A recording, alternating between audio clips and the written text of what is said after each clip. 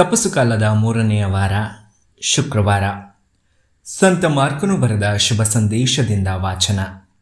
ಧರ್ಮಶಾಸ್ತ್ರಿ ಒಬ್ಬನು ಯೇಸುಸ್ವಾಮಿ ಸದ್ದುಕಾಯರಿಗೆ ಸಮರ್ಪಕವಾದ ಉತ್ತರವನ್ನು ಕೊಟ್ಟಿದ್ದನ್ನು ಮೆಚ್ಚಿ ಅವರ ಬಳಿಗೆ ಬಂದು, ಆಜ್ಞೆಗಳಲ್ಲೆಲ್ಲ ಪ್ರಪ್ರಥಮ ಆಜ್ಞೆ ಯಾವುದು ಎಂದು ಕೇಳಿದನು.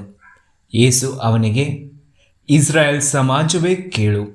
ನಮ್ಮ ದೇವರಾದ ಸರ್ವೇಶ್ವರ, ಏಕೈಕ ಸರ್ವೇಶ್ವರ, ನಿನ್ನ ದೇವರಾದ ಸರ್ವೇಶ್ವರನನ್ನು ನಿನ್ನ ಪೂರ್ಣ ಹೃದಯದಿಂದಲೂ, ನಿನ್ನ ಪೂರ್ಣ ಆತ್ಮದಿಂದಲೂ, ನಿನ್ನ ಪೂರ್ಣ ಮನಸ್ಸಿನಿಂದಲೂ, ನಿನ್ನ ಪೂರ್ಣ ಶಕ್ತಿಯಿಂದಲೂ ಪ್ರೀತಿಸು. ಇದೇ ಪ್ರಪ್ರಥಮ ಆಜ್ಞೆ. ನಿನ್ನನ್ನು ನೀನೇ ಪ್ರೀತಿಸಿಕೊಳ್ಳುವಂತೆ ನಿನ್ನ ನೆರೆಯವನನ್ನೂ ಪ್ರೀತಿಸು. ಇದೇ ಎರಡನೆಯ ಆಜ್ಞೆ. ಇವೆರಡು ಆಜ್ಞೆಗಳಿಗಿಂತ ಶ್ರೇಷ್ಠವಾದ ಆಜ್ಞೆ ಬೇರೊಂದಿಲ್ಲ ಎಂದರು. ಇದನ್ನು ಕೇಳಿದ ಆ ಧರ್ಮಶಾಸ್ತ್ರಿ, ಬೋಧಕರೇ, ಚೆನ್ನಾಗಿ ಹೇಳಿದಿರಿ.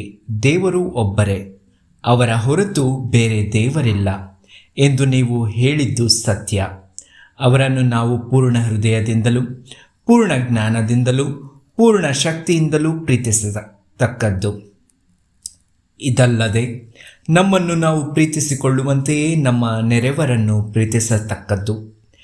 ಇವು ಎಲ್ಲ ದಹನ ಬಲಿಗಳಿಗಿಂತಲೂ ಯಜ್ಞ ಯಾಗಾದಿಗಳಿಗಿಂತಲೂ ಎಷ್ಟೋ ಮೇಲಾದುದು ಎಂದನು. ಅವನ ವಿವೇಕಪೂರ್ಣವಾದ ಉತ್ತರವನ್ನು ಮೆಚ್ಚಿ ಯೇಸು, ನೀನು ದೇವರ ಸಾಮ್ರಾಜ್ಯದಿಂದ ದೂರವಿಲ್ಲ ಎಂದರು. ಇದಾದ ಬಳಿಕ ಯೇಸುವನ್ನು ಪ್ರಶ್ನಿಸುವುದಕ್ಕೆ ಯಾರೊಬ್ಬರೂ ಧೈರ್ಯಗೊಳ್ಳಲಿಲ್ಲ. ಪ್ರಭು ಕ್ರಿಸ್ತರ ಶುಭ ಸಂದೇಶವಿದು. ಕ್ರಿಸ್ತರೇ ನಿಮಗೆ ಸ್ತುತಿ ಸಲ್ಲಲಿ. ಪ್ರಿಯರೇ, ಆಜ್ಞೆಗಳಲ್ಲಿ ಪ್ರಧಾನ ಆಜ್ಞೆ ಯಾವುದು ಎಂಬುದು ಧರ್ಮಶಾಸ್ತ್ರೀಯ ಪ್ರಶ್ನೆ. ಯೇಸು ಅವನಿಗೆ ಧರ್ಮೋಪದೇಶ ಕಾಂಡ ಅಧ್ಯಾಯ 6 ವಚನ 4-9 ವಾಕ್ಯಗಳನ್ನು ನೆನಪಿಸುತ್ತಾರೆ.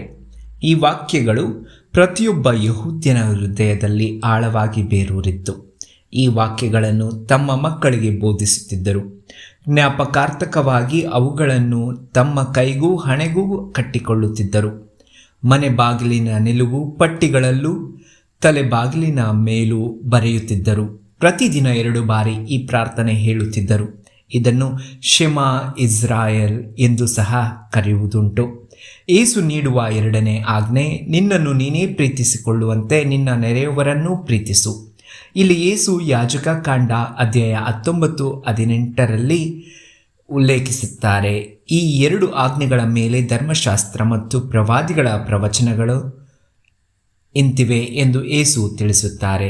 ದೇವರೊಂದಿಗಿನ ಮತ್ತು ಸಹೋದರ ಸಹೋದರಿಯರೊಡನೆ ನಮ್ಮ ಸಂಬಂಧ ಅನ್ಯೋನ್ಯತೆಯಿಂದ ಕೂಡಿರಬೇಕಾಗುತ್ತದೆ.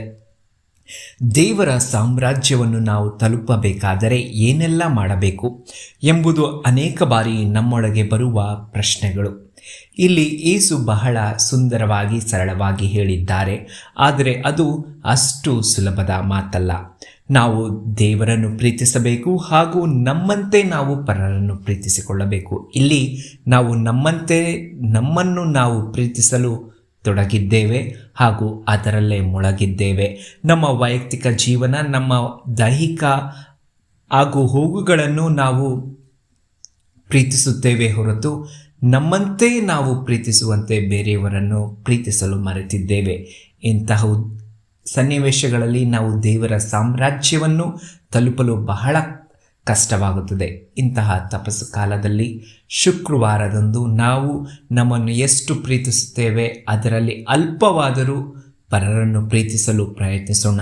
ಎಲ್ಲಕ್ಕಿಂತ ಹೆಚ್ಚಾಗಿ ಪ್ರಭು ದೇವರನ್ನು ಪ್ರೀತಿಸಲು ನಾವು ಪ್ರಯತ್ನಿಸೋಣ.